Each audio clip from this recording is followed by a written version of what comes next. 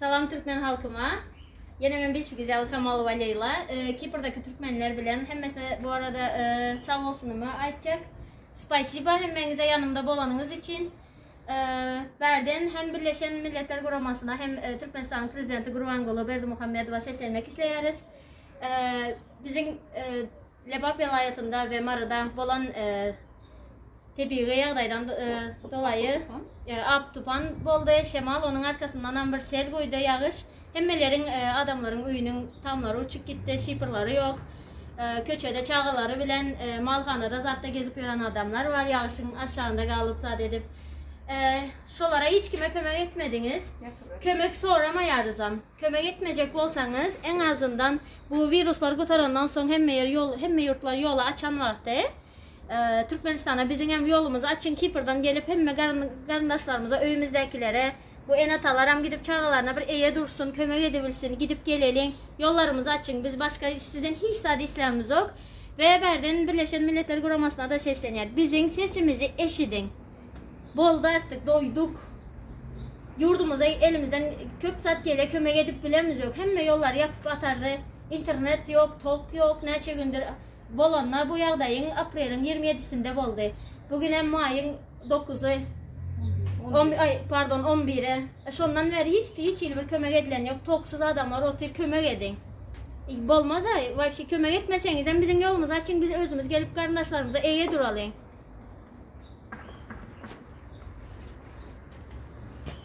Halkımız işsiz. Yoldaş Berdimuhamedov, Türkmenistan'ın prezidenti. Bizim halkımız çok hor yaşıyor.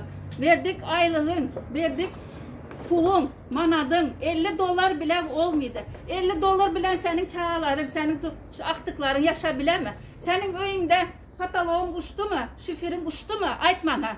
Benim öyümde patologdan su öt oturttu. Bilesmi şuna? Benim beçelerim dışarıda kaldı. Hemşehrilerimiz de karındaşlarımız ile yaşattı. Sen ne şey oturtsan? Sen etme, pulan verme. Senin puluna gelemez diyelim. Ama sen ne için stroy materyalları kımmatlattık? 3 katına kımmatladı. Üstünde dik dur. İndi olsa kımmatladı de bir zatla diyecek olsa sen kımmatlamayın ki onun önüne duracaktın. Git halkımıza kömek et, çağlarımıza elini uzat. Olmasa git prezidentlikten biz adam başka birini koyalım. Kim başarsa şu koysun. Milletin prezidentleri çıkıp açıklama yapardı ama sen açıklama yapmadın. Milletin önüne çıkıp açıklama yapmadığın için demek sen prezident de değilsin. Sen prezident olsan halkına iyi çıkardın. Prezidentlikten alacağını alan olsan, tohumunu doyduran olsan, pajausta git Türkmenistan'dan biz kendimiz başka birini seçelim. O kadar. Türkmenler hemmemiz ağzı bir bolalım. Hemmemiz çıkalım. Türkmen hakkı var.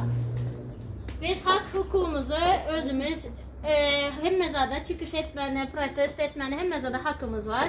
Hiç kim korkmasın. Yine biz çıktık. Bize hiç sabı olan yok. Siz hem korkmayın. Biz yurdumuzdan kaçmadan istemeyeriz. Vatandaşlığımızdan da vazgeçmeyeriz. Eğer menden naprimer rahatsız olan varsa o gitsin. Men Türkmenin halkı, Türkmenistan'ın rayatı şeyledem kalacak ölene çenli.